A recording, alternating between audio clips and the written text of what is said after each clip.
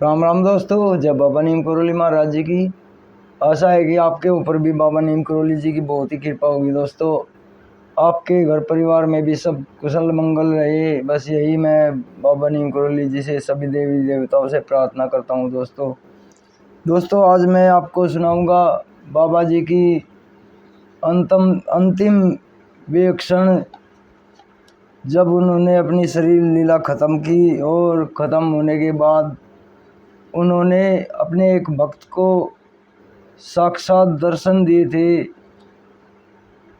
वो, और बाबा जी ने उन्हें क्या कहा इसमें और क्या क्या प्रसारण हुआ था बाबा जी की शरीर लीला ख़त्म होने के बाद, तो इसे सुने।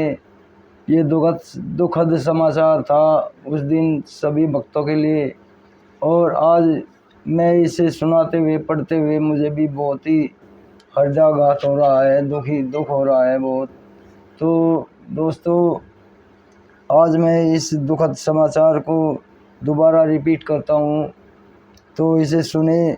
बाबा जी की शरीर लीला ख़त्म होते हुए भी उन्होंने अंतिम लीला की थी। उसका ये जो बाबा जी की लीला थी, ये अंतिम शरीर लीला ख़त्म होने के बाद उसे सुने और उनकी कृपा का पात्र बने। दोस्तों, शुरू करते हैं। 10 सितंबर 1973 की मध्य रात्रि 1:15 वृंदावन के रामकृष्ण मिशन अस्पताल में डॉक्टरों के सारे प्रयास अपनी स्वेच्छा अपनी मनसा से समक्ष निष्फल करते हुए महाप्रभु ने जगदीश हरे कहते हुए अपना लीला शरीर त्याग कर निराकार में प्रवेश कर लिया। ने आगरे में अपने घर को ही पूछा और न ही अपने कैची धाम अथवा वृंदावन आश्रम को ही चयन किया शरीर लीला हेतु। दुनिया में हूँ, दुनिया का तलबगार नहीं हूँ, यदा कदा स्वयं भी यही कहते रहते थे।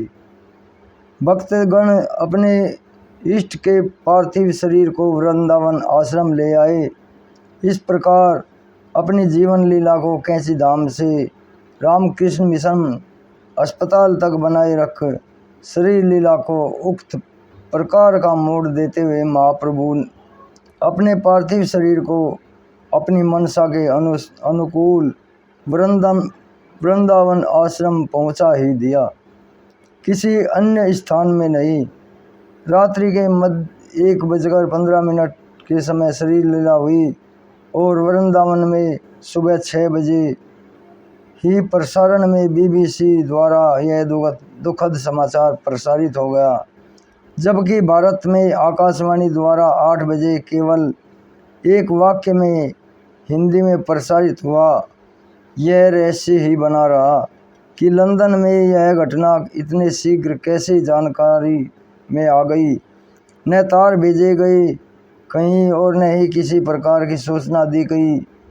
शरीर लीला के संदर्भ में टेलीफोन सूचना भी भारत में केवल 3-4 स्थानों को ही श्री बनवारी पाठक ने 2:30-3 बजे सुबह ही दी थी, परंतु महाराज जी तो अपने विदेशी भक्तों की भावनाओं के प्रति भी समान रूप से जागरूक रहते थे। तो वे अपने विदेशी भक्तों की भावनाओं के प्रति कैसे उन्हें अछूता छोड़ देते, तब कैसे उन्हें न मालूम होने देते कि अपनी यह लीला भी शीघ्र उन्होंने विदेशों तक पहुंचा दी। इसी बीच यह दुस्वप्न युक्त दुखद समाचार आगरा, मथुरा, दिल्ली, नैनीताल, हल्द्वानी, बरेली, लखनऊ, कानपुर तथा अमेरिका आदि पाश्चात्य देशों में भी विद्युत की भांति फैल गया। सर्वत्र हाहाकार मच गया। भक्तों के मध्य अपने परम इष्ट, परम गुरु, अपने प्रियतम, अपने एकमात्र आधार के पार्थिव लीला शरीर के अंतिम दर्शन हेतु जिसे जो भी साधन मिला वो उसी के द्वारा वृंदावन की तरफ भागा। न तन की सुख ना तन की सुध ना मन की सुध, ना कोई चेतना, अंतर में बस मूक रुदन का उच्छ्वास दबाए। जिसने जिस अवस्था में सुना उसी अवस्था में भाग चला आया आश्रम की ओर। इस दुर्दांत समाचार की चोट से आकुल व्याकुल क्लांत निराल शक्तिहीन हो चुका था। एक एक चरित्राश्रित एक ही प्रश्न बार बार मन में उठता, अब क्या होगा। इतनी आश्रयहीन निराधार अनाथ अवस्था हो गई थी सबकी।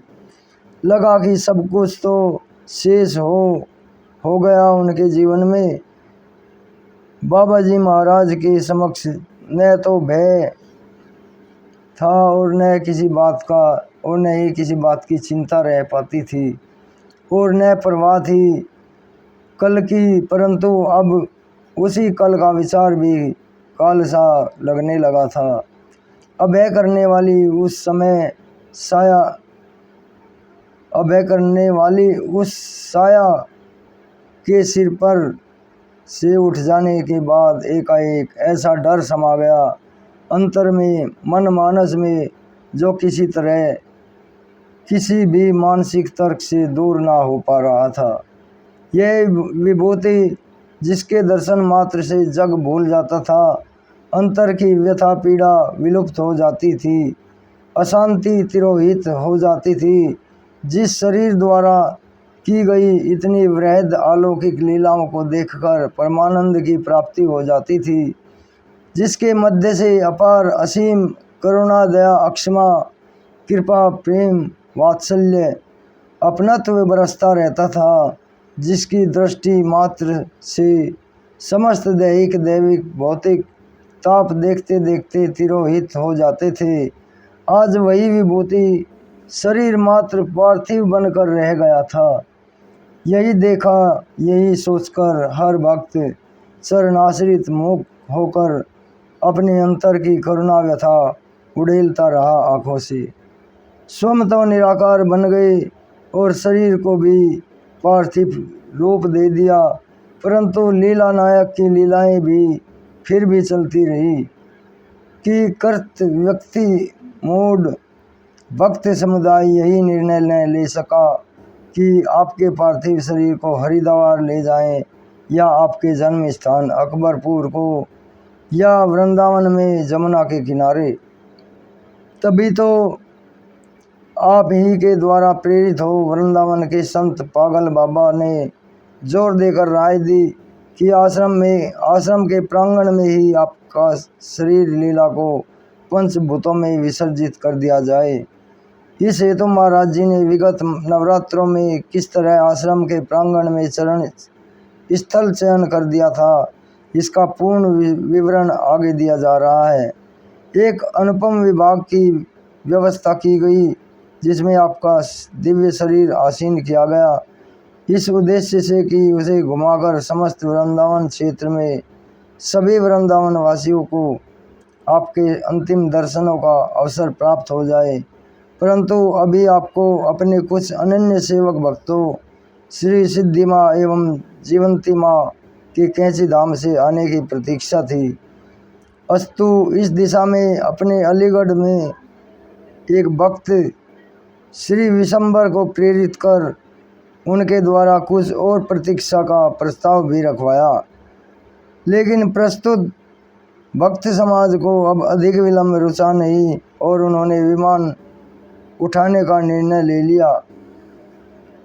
परंतु लीला नायक की तो अब अपनी रुचि कुछ और ही थी। उन्हें तो अपने इस लीला नाटक के सभी अंकों का प्रदर्शन करना था। अतएव तभी एकाएक बड़े आकस्मिक रूप से बड़ी बड़ी बूंदों युक्त इतनी भीषण वर्षा प्रारंभ हो गई कि इस मूसलाधार वर्षा से यत्र तत्र सारा आश्रम क्षेत्र भर गया और बाहर निकलना असंभव हो गया। स्वाभाविक था कि सभी को रुकना पड़ गया और कुछ देर बाद उन विशिष्ट भक्तों के पहुंच जाने पर वर्षा का प्रकोप स्वतः ही थम गया। तब विमान द्वारा समस्त वृंदावन वासियों को कोलाहल एवं हाहाकार के मध्य आपके दर्शन कराए गए। सभी को तो आपको किसी न किसी रूप में स्वीकार करते थे। अवतार विभूति मानकर बाबा नीम करोरी महाराज जी की जय हो के नारों से बोथिकाएँ गूंजती रही। चंदन रोरी अक्षत पुष्पों की वर्षा होती रही। विमान पर अश्रुपारित नयनों से विदा देते रहे वृंदावन वासी। आरती पूजन के साथ विचित्र लीलाएं चलती रही। एक ओर दिव्य परिक्रमाएं और दूसरी ओर पूर्ण रूपेण सांसारिक। तब पुनः आश्रम पहुंचकर बाबा जी के पार्थिव शरीर को पंच तत्वों में पुनर्विलीन करने का विधान रचा जाने लगा। चंदन चर्चित वेदिका ने महाराज जी का दिव्य शरीर आसीन कर किया गया। चीत्कार कर उठी माताएं वह दृश्य देखकर। बिलख उठे बाबा जी महाराज के वो भावुक भक्त। अपने प्रियतम अपने प्राण को रोम रोम में बसे अपने इष्ट अपने देवता को इस स्थिति में देखकर। और फिर वेदोच्चारण पंडितों द्वारा कर्मकांड सूत्रों की प्रतिध्वनि। भक्तों ने अपने ईश्वर अपने जीवन आधार का अंतिम दर्शन अंतिम स्पर्श किया और वेदी में अग्नि प्रवेश किया। देखते ही देखते अग्नि की लपटें आसमान छूने लगी और पुनः करुणा क्रंदन चीत्कार गूंज उठा। अभी तक तो दर्शन हो रहा था भले ही पार्थिव का ही, पर अब वह लुप्त हो गया अग्नि की लपटों के मध्य।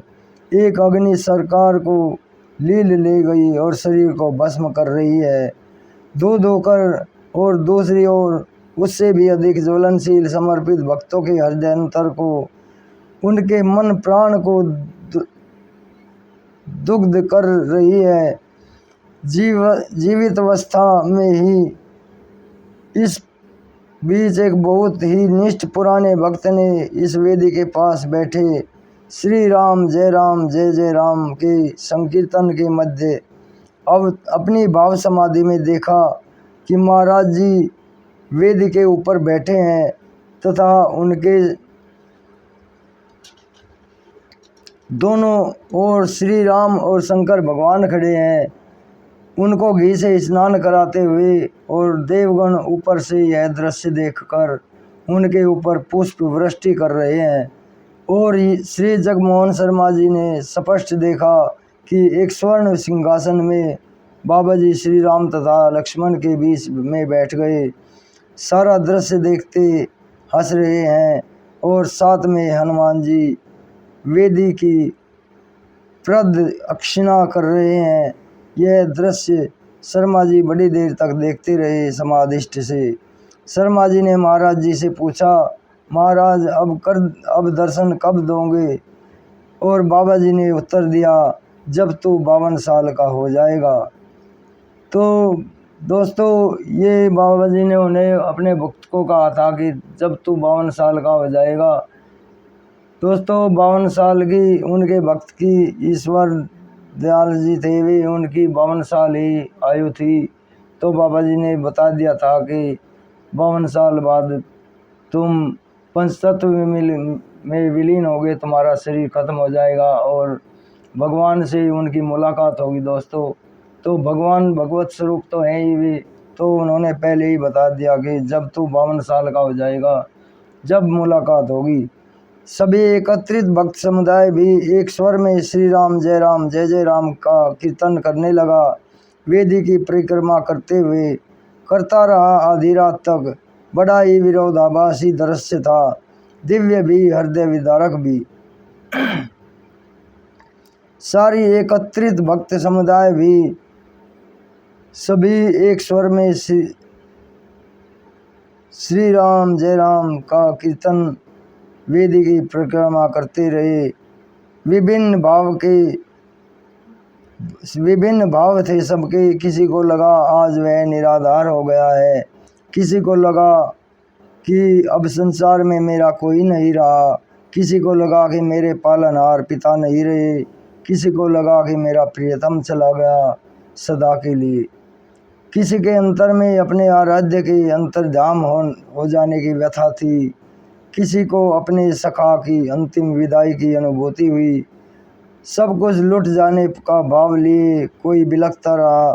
सभी ने तो किसी न किसी रूप में किसी न किसी भाव से बाबा जी की मूर्ति अपने अंतर मन में संजो रखी थी वर्षों से।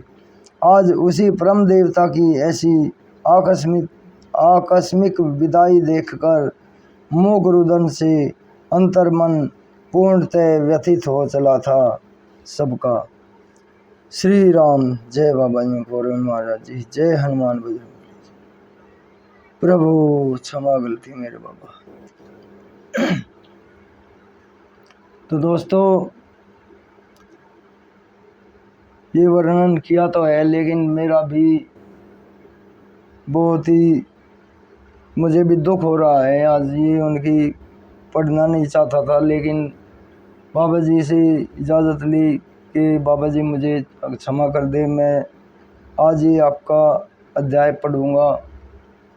तो दोस्तों बाबा जी की शरीर लीला के बाद उन्हें मुखाग्नि दी गई और उन्हें लेने के लिए श्री राम जी, शिव शंकर, भोलेनाथ जी और हम हनुमान जी आए और स्वर्ण विमान में बैठा कर ले गए उन्हें। तो अभी आज्ञा दीजिए दोस्तों, विदा लेता हूँ। जय बाबा नीम करोली महाराज जी की। जय श्री राम। जय हनुमान जी की।